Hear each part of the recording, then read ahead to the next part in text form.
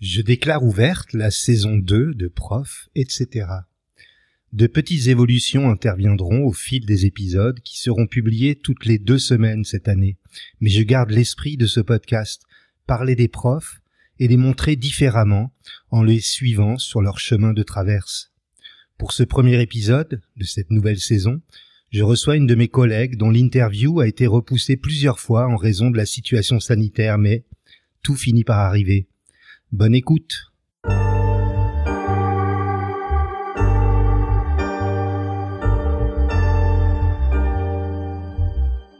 Le métier de professeur, tout le monde le connaît.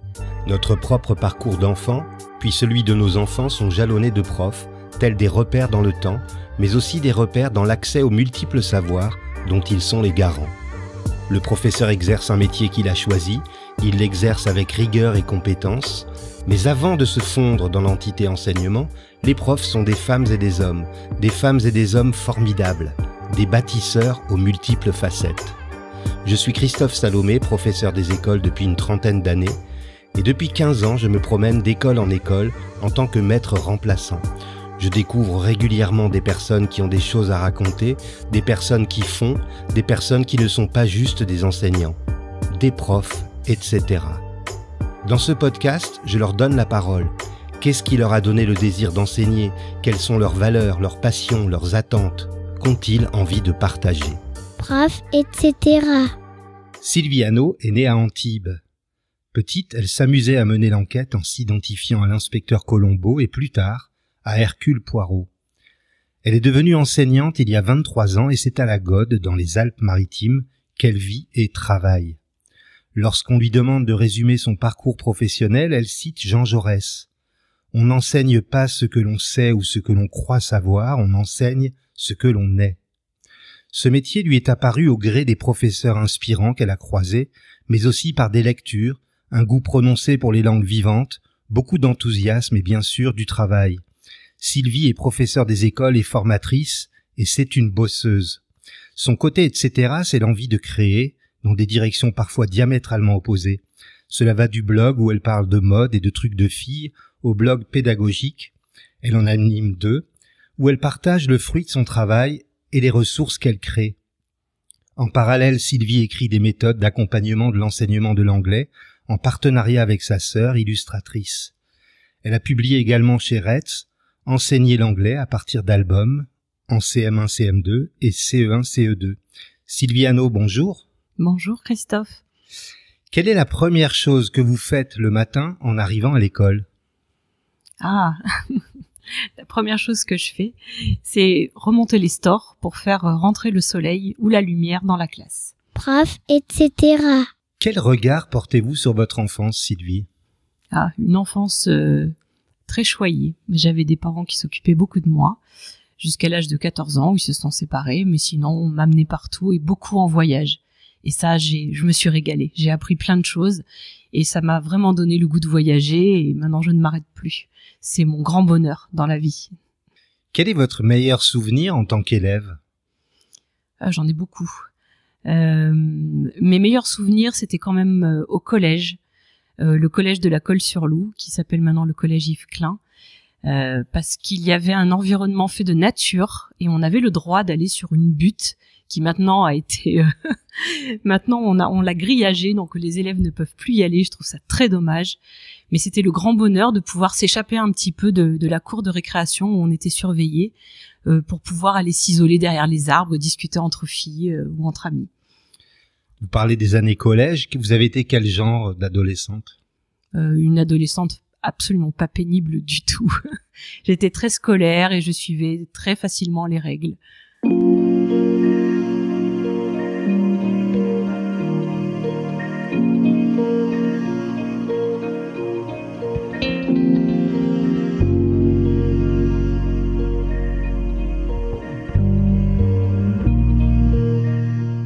Alors en quoi cette période de l'adolescence a influencé le choix du métier de professeur que vous exercez aujourd'hui? J'ai vraiment eu la chance d'avoir énormément de professeurs qui m'ont donné le goût d'apprendre.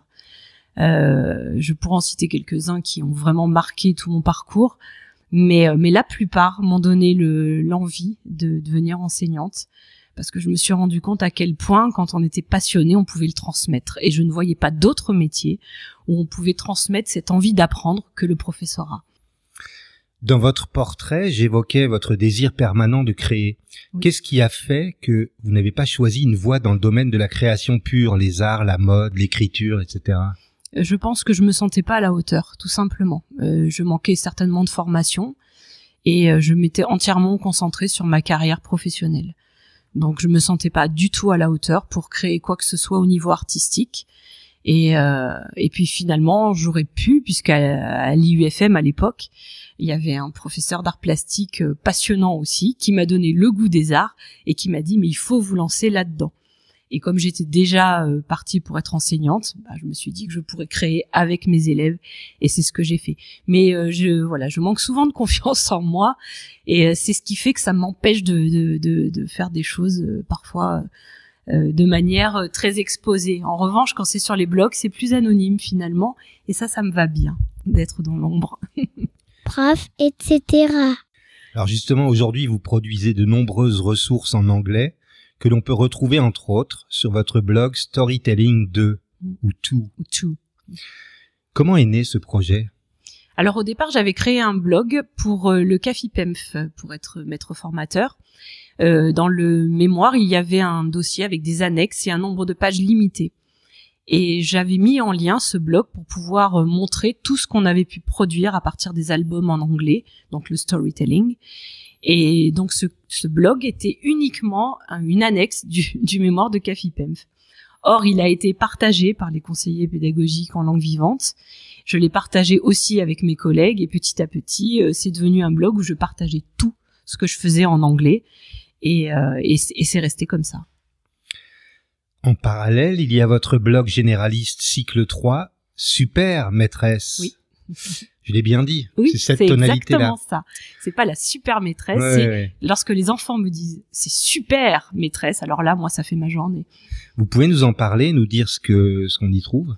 On y trouve tout le reste. C'est-à-dire que le blog qui était spécialisé anglais, je partageais aussi tout ce que je faisais en français, en maths, en musique, mais il était tellement estampillé anglais qu'une amie blogueuse m'a dit il faut absolument que tu crées un blog parallèle parce que les enseignants qui viennent sur ton blog ne réalisent pas qu'il y a aussi plein de choses autres que l'anglais. Donc j'ai créé un deuxième blog. De toute façon, celui en anglais, il déborde déjà de ressources, donc il en fallait vraiment un autre. Puis j'ai l'habitude de bloguer depuis très longtemps, donc c'était devenu quelque chose d'assez facile de créer un blog parallèle.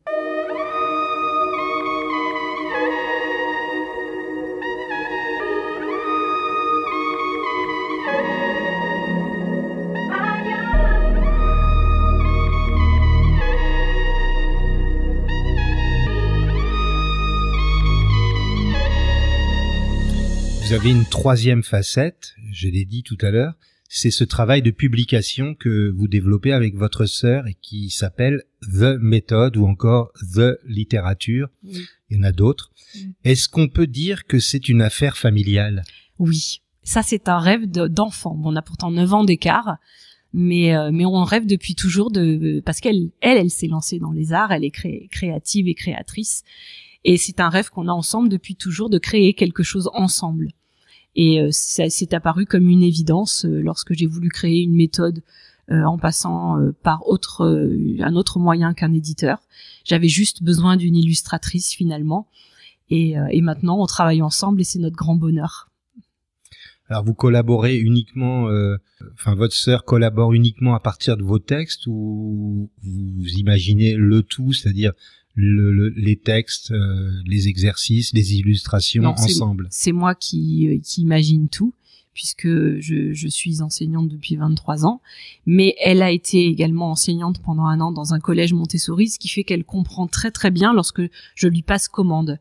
Et elle suit régulièrement, c'est elle qui anime aussi les pages Facebook lorsque je ne peux pas le faire, et toutes les pages de réseaux sociaux, donc elle sait parfaitement comment ça fonctionne maintenant. La question suivante coule de source avec tous ces projets, votre travail en classe, vos formations, vous dormez quand? C'est ce qu'on me demande. Alors, j'arrive à dormir, mais je dors peu. Mais c'est pas possible quand on a le cerveau qui travaille à 100 000 à l'heure. Dormir, ça devient finalement quelque chose d'accessoire. mais j'ai besoin de 8 heures de sommeil pour survivre, comme tout le monde, à minima. Donc je dors, et si je n'arrive pas à dormir correctement la nuit parce que j'ai eu une idée et qu'à ce moment-là il faut que je la couche sur le papier, mon mari a l'habitude, dans ces cas-là je ferai une grosse sieste les jours suivants.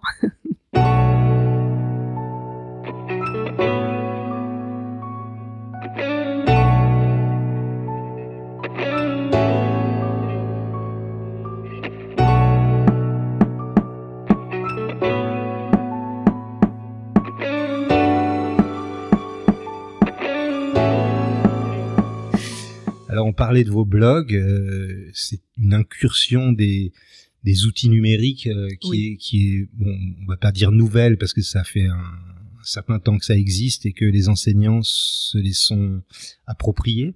Mais plus généralement, quelle est la place du numérique dans votre classe ? Alors dans ma classe, je fais en fonction des outils dont je dispose. Cette année, on va faire partie du plan numérique, donc on va avoir plein de choses. Mais dès que je peux, j'emprunte les ordinateurs, les tablettes. Et si ça fonctionne pas, je viens avec la mienne. Les élèves savent s'en servir et en prendre soin, ou avec mon téléphone portable. Rien ne m'empêche d'utiliser le numérique, parce que c'est quelque chose où je suis assez à l'aise, mais je sais que j'ai encore plein de choses à apprendre. Prof, etc. Quand est-ce que vous avez ri aux larmes pour la dernière fois et pour quelle raison ? C'était vendredi et c'était avec ma sœur que je n'avais pas vue depuis une semaine. Je ne peux pas vous dire pour quelle raison parce que c'est très personnel, mais ça m'arrive très souvent de rire aux larmes et surtout quand je suis avec ma sœur. Pouvez-vous me citer un moment préféré de votre journée, qu'il soit professionnel ou plus personnel ? Le moment préféré, c'est quand je me pose. Alors généralement, si c'est professionnel, c'est entre midi et 2. Si c'est à d'autres moments, c'est simplement parce que je suis avec les gens que j'aime, les amis ou simplement les collègues avec qui j'aime partager. C'est les meilleurs moments pour moi dans la journée, quand je peux faire ça. Quelle valeur a aujourd'hui le plus de sens pour vous ? Le partage. Voilà, je trouve qu'on est dans une société où c'est chacun pour soi. Pour moi, le partage, c'est ce qui est le plus important. Le partage et puis je dirais peut-être l'empathie aussi. Mais ça va avec en règle générale. L'empathie, c'est quelque chose qui me semble essentiel quand on est un être humain. D'où les blogs, bien sûr. D'où les blogs.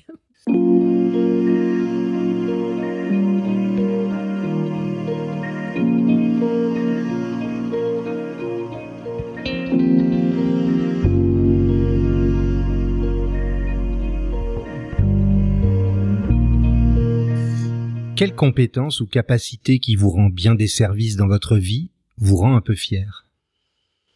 La capacité d'apprendre et de retenir vite. Voilà. Ça me rend assez fier. Parce que du coup, je peux avancer. Mais bon, c'est quelque chose qui s'est travaillé aussi et que j'ai appris à faire. Et vous vous en êtes rendu compte comment ? Ou vous avez commencé à cultiver ça ? À quel moment de votre à l'école, ça devait être au collège, je pense, quand on est en âge de réaliser de quelle manière on apprend le plus efficacement et ce qu'on peut et à quel moment on peut le ressortir. Si vous pouviez vous mettre dans la peau de quelqu'un d'autre, vivant ou mort, pour une journée seulement, vous choisiriez qui ? Alors là, j'hésite. J'hésite entre la reine d'Angleterre parce que je suis très gossip là-dessus. Non, je pense que je choisirais Alain Bauer, qui est un grand criminologue que l'on voit sur les écrans en ce moment. Et je suis suspendue à ses lèvres quand il raconte comment il analyse les affaires, les indices qu'il a prélevés. J'aimerais beaucoup faire ça une fois dans ma vie. Donc ça vous a pas quitté le côté Non. Hercule Poirot là ? Absolument pas. Je regarde toujours les Colombo et les Hercule Poirot, même si je les ai vus 20 fois. Et c'est toujours avec autant de passion que je regarde un film policier ou que je lis un roman policier. Et vous emmenez vos élèves dans cet amour du polar ou de l'enquête ? Complètement. Surtout cette année où j'ai le projet détective, parce qu'il était temps de se lancer dans un beau projet comme cela. J'ai énormément de choses que j'ai préparées pour partager avec les élèves. Je le fais chaque année. Chaque année, il y a un roman policier au programme. Et cette année, il y en a 3. Voilà. Sans Hercule Poirot, mais on a quand même pris Sherlock Holmes. Prof, etc. Comment définissez-vous le succès ? Le succès. Pour moi, c'est la quête, c'est l'atteinte du bonheur, tout simplement. Quand on arrive à obtenir quelque chose qui nous rend heureux, pour moi, c'est le succès. Voilà, ça n'a rien à voir avec l'argent ou quelque chose comme ça, ou la popularité. Simplement, quand on arrive à obtenir son petit bonheur, quelque chose qu'on s'était fixé, pour moi, c'est le succès. On arrive déjà à la fin de cet entretien, mais j'ai une dernière question à vous poser. Qu'est-ce que vous vous souhaitez pour les 2 prochaines années ? Le succès. Le succès, comme ça je suis sûre de rester dans le bonheur. Et en ce moment, c'est vrai que j'ai beaucoup de chance. Merci Sylvie d'avoir accepté mon invitation. Merci Christophe. Je mettrai le lien de vos productions en description de cet épisode, qu'il s'agisse des blogs, mais aussi des publications. Merci. Si vous aimez Prof, etc., n'hésitez pas à vous abonner sur votre plateforme de podcast préférée et à en parler autour de vous. Si vous avez envie de m'aider, vous pouvez m'offrir des étoiles, 5 de préférence, sur l'application podcast depuis un iPhone ou un iPad, ou sur iTunes depuis un ordinateur. Vous pouvez également y laisser un commentaire. Et si vous avez envie, vous aussi, de partager votre côté, etc. avec les auditeurs ou les poditeurs, écrivez-moi sur Twitter ou sur la page Facebook de Prof, etc. À vendredi.